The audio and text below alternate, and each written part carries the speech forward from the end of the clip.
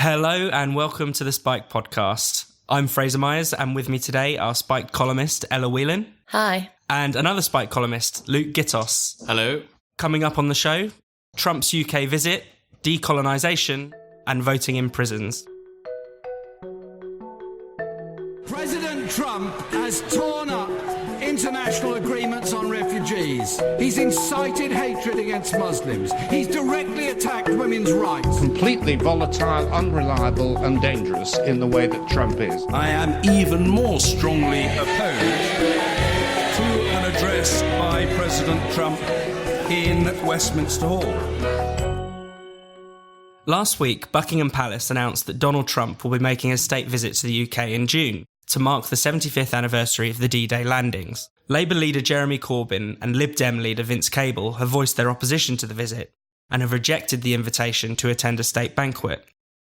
Now plans for Trump to address Parliament look likely to be dropped after strong opposition from Speaker John Bercow.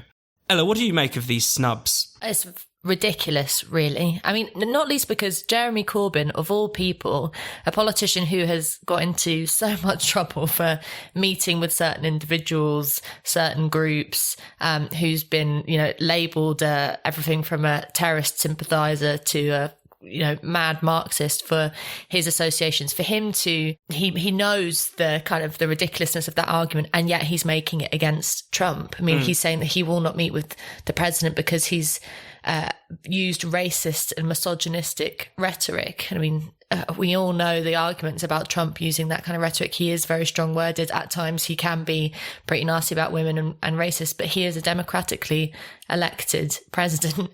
He is the head of the United States. It's mad that they're doing this.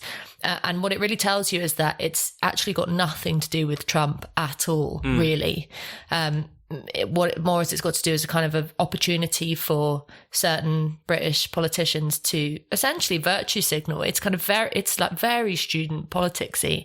It's very immature, really. And when you look at the history of who's come on state visits, and in relation to Donald Trump, it's not like Trump is the worst person ever to walk planet Earth. Yeah. It's quite mad that they're just picking on him. But also, the people who are objecting, John Bercow. I mean, John Bercow has a history of being in the Federation of Conservative Students at the time that it was putting out leaflets about hang Nelson Mandela. He's far worse than Trump. So the idea that he can get up and point the finger is faintly ridiculous. But really, I think this hasn't got anything to do with Trump. It's just about politicians trying to grandstand. Yeah, I mean, if you think about Corbyn, aside from all the, people he's accused of meeting in his earlier career, I mean, as leader of the opposition, he's even met China's Xi Jinping. I mean, Are we really going to say that Donald Trump is more authoritarian than China's leader? Perhaps not. I mean, Luke, what do you make of all of this? Well, I think I absolutely agree. It's broadly about virtue signalling, but I think it's also important to recognise the really sneery, anti-democratic nature of a lot of this commentary. So, Rupa Huq came out and said that I want to do business with world leaders who are building bridges, not constructing walls, and that it would not be conducive to good race relations in this country. So what she seems to be suggesting is that a Trump visit would stoke up a kind of far-right, white supremacist underclass in this country. Merely having Trump in the country would pose risks to our race relations. It's quite a striking thing to say about the British public, but also that sneeriness is inherent in what a lot of the people say about Trump's legitimacy. So back when he was due to come before, and again on this occasion, we've seen people saying, well, he's not truly the legitimate representative of the American people. So people like commentators like Owen Jones coming out and saying that, and people like Caroline Lucas made the same point on Question Time, basically saying that he's some kind of his legitimacy is somehow undermined by what he says and does. And I think that really, of course, I mean, Ella makes the point, this is the democratically elected leader of the United States. And the attacks on his legitimacy really show how he's the wrong kind of politician for our MPs. And I think the kind of unhinged nature with which they've treated this visit really shows more about their own willingness to kind of show off about their own virtue than it does about making any practical gain. So we have nothing to gain from refusing Trump a state visit. Yeah. Trump has very little to lose from us refusing him a state visit. There's no real politics at play in the actual refusal. All of this is merely about individuals demonstrating that Trump is somehow beyond the pale. And I think it's not just wrong, it also plays into his own narrative, which is that he is, a big part of his voter base believe the rest of the world think he's beyond the pale. And it really plays into his narrative as an outsider. So I think all of this unhinged commentary does him more favours than anything else. And I suppose America has always been used as a foil for British politicians, particularly on the left. Anytime you want to discuss the NHS, we'll say, well, at least we're not like the Americans, or at least we're not as fat as them. At least we don't have, crazy gun laws and things like that. But there is something about Trump that just seems to really put this kind of anti-Americanism on steroids. I mean, it also makes me think that there's a kind of basic lack of diplomacy, nowadays. Obviously, the Conservative Party are supporting Trump's visit, but even they are failing to, have normal diplomatic relations with various countries. Gavin Williamson, who was sacked this week, famously told Russia and Vladimir Putin to shut up and go away. I mean, this just seems to be a real childishness in the discussion of international affairs. Part of this discussion is the fact that it would be, more than anything else, highly entertaining to watch him at a, the kind of pomp state dinner with the Queen. He's an odd guy, but I'm afraid that's part of his shtick. The reason why a lot of people in America like him is because he refuses to bow and scrape. And now the whole point is he makes a kind of fetish out of that. So he just won't adhere to any rules but his own. But the more that the English and English politicians sort of come across as like people with a rod up their backsides almost about this. I mean, like it's a state visit, and yes, it's important in terms of foreign policy, but it's also a really big show. And in terms of what that means for us, for the wider population, how much we care about it, I'm not that convinced. I was trying to look for any kind of polls of how people were reacting to this. The Scotsman did a poll which said that nearly 2/3 of its readers thought that Trump should be honoured with a visit. And I think you hit the nail on the head, Fraser, when you say this is about kind of an anti-Americanism. I mean, Trump, for many people and many English politicians, Trump is like the Homer Simpson, made into real life. And not just because of the permatan, because he is, for them, the symbol of stupid America, who just wants to sit around and eat McDonald's and, say things that are politically incorrect.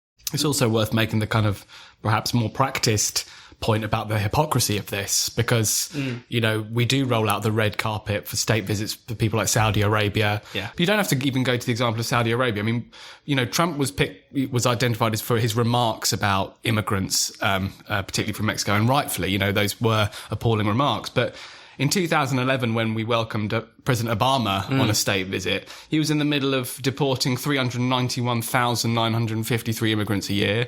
This was the second highest year of deportations in American history, second only to 2009, which was also under his presidency. So he was in the midst of mass deporting immigrants when we welcomed him. And it was more because Obama was their kind of politician. He sort of played by a particular playbook which they could understand. And there's all sorts of things to disagree with about Trump. But when people call him a white supremacist, it is going completely over the top. When there have been incidents of, for example, the recent anti-Semitic violence in America, Trump does directly call it out and does undermine these claims that he is some kind of neo-Nazi.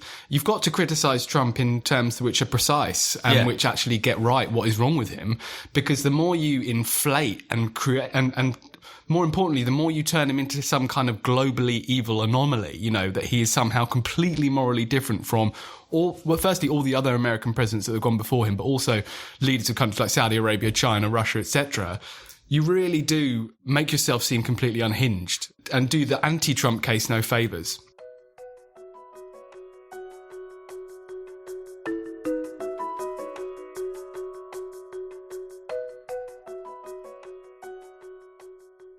Spiked has no paywalls and no subscriptions. It's contributions from listeners and readers like you that keeps us fighting for freedom and democracy.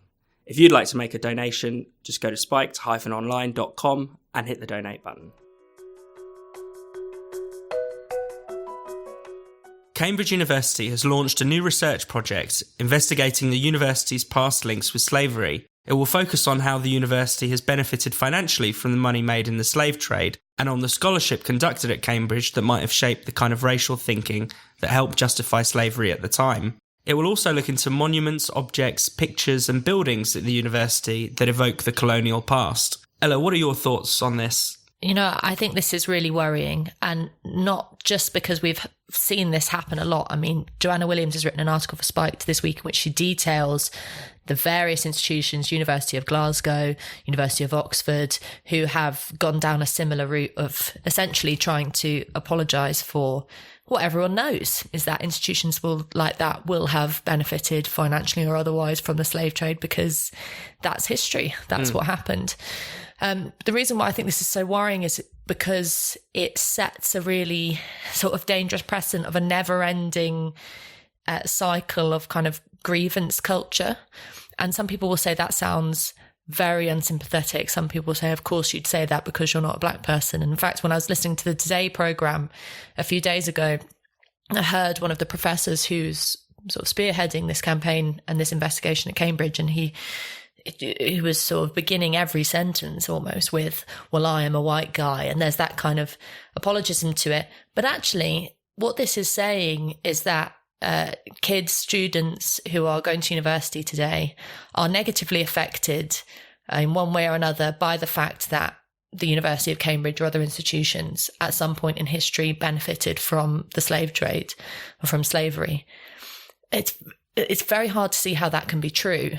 And that's not because that's not contesting the abhorrence of slavery, but that's saying that it's sort of quite a far-fetched argument to make, to say that simply because ancestors suffered a specific historical wrong, that a century down the line, that people will still be suffering from that. More importantly, it singles out the black and ethnic minority students at Cambridge as being somehow oppressed, but also incapable of dealing with the day-to-day life of university to the same level as their fellow white peers. I mean, it's actually a really quite insulting line to take in relation to BME students, which says that they have no agency, essentially. They are just being oppressed by the wrongs of history. And as Joanna says in her article, you could take this down any route. I mean, you could, I could, as the daughter of Irish people, take up a claim at Sussex, my university, and say, hang on a second, weren't you, as an English university, benefiting from the oppression of the Irish during the famine? I mean, any route you could take it down. I mean, you could argue that capitalism oppresses people, and that's, we are still living in a capitalist system in which universities are operating. I mean, it's never ending. And really what it's an inability to let history go, and a kind of symptom of our grievance culture today, which really is quite ugly. Yeah, I think that's right. And of course, there's nothing wrong with the university, finding out what it did in the past, but it is the implications behind it are what's worrying. And it's similar to the decolonise movement more broadly. It does sound very nice on the surface. It sounds like a call for more scholarship, a greater diversity of writers, a greater diversity of sources. Who could object to that? But then when you examine the kind of claims that they make more deeply, the suggestion is basically, as you say, Ella, that ethnic minority students are different, that ethnic minority students cannot possibly understand this so-called white curriculum, or that they're constantly under assault by the presence of things like statues like that of Cecil Rhodes at Oriel. And the worst thing about this is that it makes you realise it's actually reviving the kind of racial thinking, that we should, I believe, be going away from. And it relies on some really patronising stereotypes. So one of the, really grim examples of this is that, Kingston University changed its geography course because it assumed that ethnic minority students would struggle, and I quote, to grasp concepts such as the rural idyll. So they're saying very explicitly that ethnic minority students are somehow, for some reason, God knows why, incapable of, handling education in the same way that their white peers are. And I think that's a real problem. I think it's also right to situate this in a broader climate where academic freedom is really under attack, because if you look at the terms on which this investigation has been launched, it's not just looking at did we get this money or that money, because all of that information is probably publicly available anyway and certainly wouldn't take 2 years to find out. When you look at the subheading of this announcement, you see that what they're actually going to be doing is assessing whether scholars at Cambridge reinforced race-based thinking during Britain's colonial era. You see this in the terms of all of these investigations. What they're actually doing is looking back across their whole history and reassessing scholarship in the light of wokedom. Yeah. And I think this is part and parcel of actually wokedom ripping out the heart of one of our most important educational institutions. And if you look at Cambridge is a really serious offender in this regard. So this follows December in 2018. They came under fire for awarding the Toby Jackman Newton Research Fellowship to a guy called Noah Carl, who had promoted some theories about race differentials in intelligence, and then has very recently terminated that fellowship. So has basically cowed to public pressure to remove this scholarship from this young man. On the basis of a public open letter calling him into judgment, not because of his scholarship being terrible, but because of this public letter. And, you know, they've rescinded a visiting fellowship to Jordan Peterson, the famous Canadian academic. And now just today I saw that they've come under fire yet again for hosting the campaign group Justice for Men and Boys. And it looks like they're going to cancel this event that they've put out about this men's rights activist group. So I think we have to see this as part of Cambridge really crumbling under the weight of wokedom. It can no longer have the kind of intellectual or moral authority to say, look, we have a particular history, but that history has made huge contributions. You know, a lot of the key figures in the anti-slavery movement came out of Cambridge University, you know, Wilberforce and others. The academy is really being shown up to be weak-willed here and spineless, because every time when these attacks on institutions, which is what they are, they're basically calling into question the foundation of these institutions, the academy folds straight away. And a lot of these Cambridge academics will sign up to a letter calling their own history into question.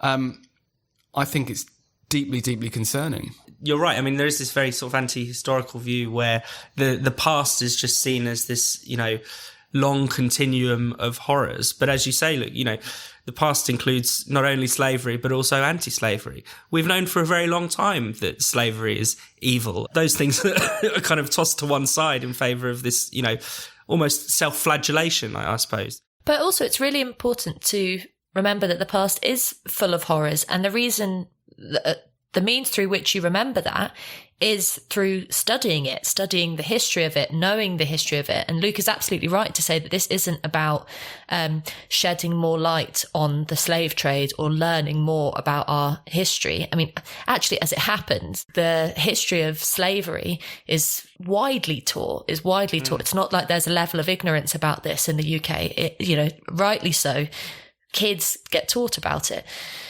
What these campaigners who are sort of pushing whether it be decolonisation, you know, stopping the curriculum from being so white, or the Rhodes Must Fall groups, this kind of, you know, diversifying politics, what it's really saying is kind of whitewash history, whitewash being an unfortunate word there, you know, completely let's forget and put aside the reality, which is that life was very different 100 years ago. And for lots of people, it was a lot worse. But forget that if you just pretend that we always lived in the kind of free and a tolerant world that we live in today, it only means something that we don't believe in slavery because we know what slavery is. It only means something that we live in a democracy and we, you know, favour freedom and diversity and all these positive things because we know where we've come from. And so the future for this, if it goes ahead and, you know, there's suggestions that Cambridge might have to potentially pay financial reparations, they might have to do like other colleges and, you know, institute a new course specifically tailored towards addressing the wrongs of history. All of that will be to basically pretend that and apologise for stuff that has already happened. It's a really anti-intellectual and anti-historical viewpoint.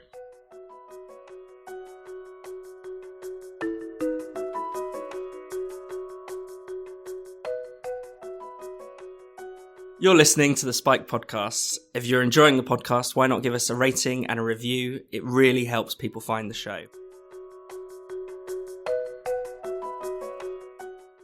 Senator Bernie Sanders has called for prisoners to be given the right to vote.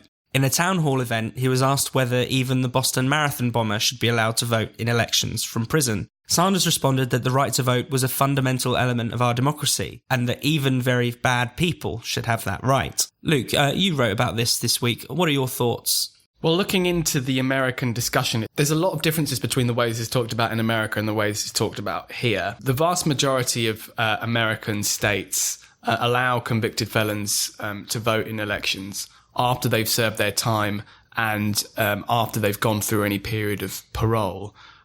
What Sanders and some others on the more radical left in America are calling for is actually for prisoners to be able to vote. So people who are still serving their time. And ironically, because prison sentences in America are much longer than they are here, that actually means a lot more, because you have more people in America serving sentences that they will never be released from. So they would be in theory voting solely with a view to completing, in relation to issues that affect them while they're in custody. But the other reason why this comes up in America in a debate like this, the town hall presidential candidacy debates, is because it's tied up with other things. So incarceration in America is seen as a social justice issue. Although the statistics are getting better, black people are far more likely than whites to be incarcerated. They're impacted by the war on drugs that was kick-started in the 1980s and 1990s. And the incarceration rates for blacks over the last few decades has way exceeded whites, even though that's historically now getting better. So you have now a discussion around voting, which is tied up with race and other social justice issues, which to some extent is justified. And I think it's absolutely right to draw attention to the fact that in America, once you've served your sentence, being a convicted felon in America is really, really difficult. They make it incredibly hard to get jobs, to find work, to apply for normal social benefits. And on top of that, in some states, you can't vote. So you can't you can do nothing to have your voice heard.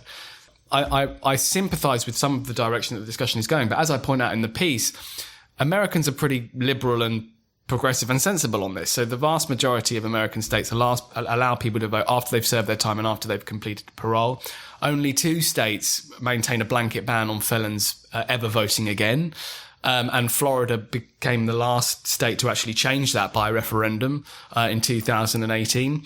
So the process is changing. But the reason why Sanders' remarks are so peculiar is that he's calling for all prisoners to be able to vote. So everyone, from whether you've been sent to prison for 1 week or for the rest of your life, ought to be able to vote in a general in a presidential election, which is why he was asked about the Boston bomber. Why would you even allow someone with no prospect of release to vote? And he said yes.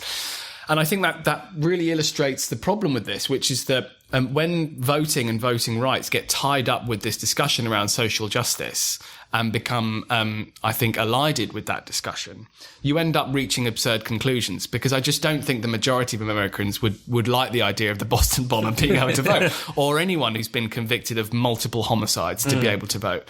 They may be more sympathetic to people who are only serving, happen to be serving a 3-month sentence at the time of a presidential election. But the line has to be drawn somewhere, and the line is drawn very sensibly across America at the moment. The point I made in the piece is that really what we have to avoid in our discussion around voting and voting rights is not devaluing the vote. Yeah.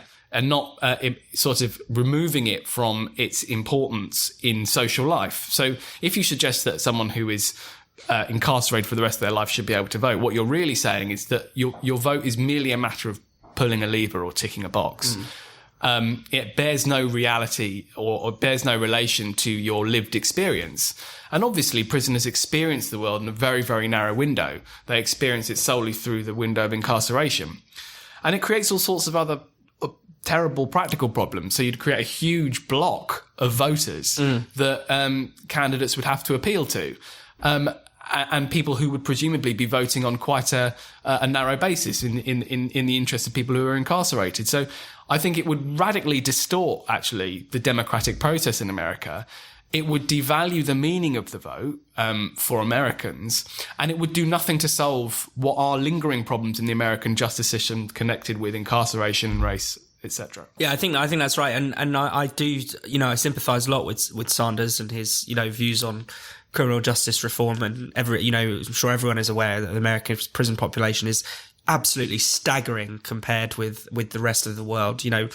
Russia and all these other authoritarian regimes don't even come close into the amount of people that, are being locked up, and that's clearly disenfranchising vast numbers of people as a consequence. But again, deal with that issue rather than handing prisoners the vote. And again, Sanders is right to have concerns about, voter suppression. This is a major, major issue in the US. Wendy Kaminer wrote in Spiked last year about last year's elections and how a number of sitting governors were basically overseeing their own races. And in Georgia, Kemp, the governor, was able to purge 1.5 million voters from the electoral roll, blocked 50,000 new black voters from registering. Florida had malfunctioning machines, miscounting. Again, the governor overseeing his own race. I mean, there are enormous problems with both the prison system and the electoral system in the US, but those issues should be dealt with head on, not enfranchising those, people like prisoners who have rightly been deprived of some rights, I think. Well, Luke makes a very good point in his piece about the fact that the vote is active, and he uses a quote from Sylvia Pankhurst that when she was fighting for the vote in the UK, she said that she wanted the vote with a capital V. It's this active thing that, most importantly, that a citizen takes part in. And if you are a prisoner. Yeah. I mean, we can have a whole different discussion about prison and the nature of prison and what it should be doing, rehabilitation or punishment, all of those things. But as it stands in the moment, if you go to prison, it is a form of punishment and your rights are taken away from you, and you do not, as Luke says, you do not live the same life as someone who is not in jail. And so therefore, you are not an active citizen in the same way that you were when you were free. And the important thing about that active role is that the vote should mean something. It is not simply a right, this kind of passive thing, a right that is gifted to you. It is something that you have to earn by being a citizen that is interested in politics, interested in society, engaged and loyal to the values of society. And that word loyal is quite important, because obviously if you transgress society's rules, and we can talk about the fact that America is very strict when it kind of and choosy about who it decides to penalise for transgressing society's rules. You go to jail. That's the system as it stands at the moment. So it's quite an odd suggestion by Sanders to do this, and it would be wildly unpopular. But I mean, as you say, Fraser, he could easily tackle this in a different way, which is just to say, you could very quickly release a huge number of people from jail, huge numbers of young black guys from jail who are in there on petty drug offences, for one. In the UK, we've got a similar problem with a rise of people being penalised for, you've got mums being penalised for not paying their TV licences. You've got people going in for petty drug cases. I mean, we have to look at the nature of prison and what it's for. And you want to, I believe that prison should be at least a large part about rehabilitation, which means that you want to encourage people to become active citizens. But what you don't, a way to really undermine that desire to want to be an active citizen is to devalue one of the fundamental parts of being a citizen, which is defining the society in which you live through the vote.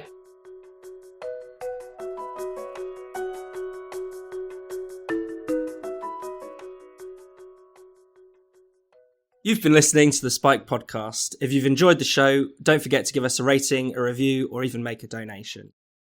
We'll be back next week, but for more Spike content every day, visit spiked-online.com.